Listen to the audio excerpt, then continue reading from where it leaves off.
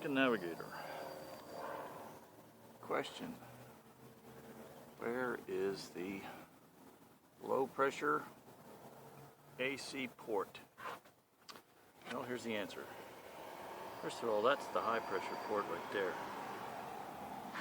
Usually the low pressure port would be about right here somewhere. And in fact, on a 2003 and through 6 model, that is where it is. It's like right here. Easy to find. On this car, geniuses at Ford for some reason put the test port right under here. I've got my finger on it. You can even see it, maybe if I had some light. But it's under this relay box. Yeah. Why is it under the relay box? Why? I don't know either. That's where it is.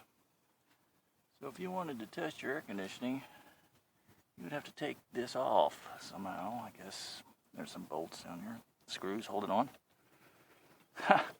Just crazy. Why? I don't know why. But that's where it is. I can see it. It's right there. I have my finger on it. I can feel the cap. I can feel the little cap that you have to take off. It's right there. Underneath this box.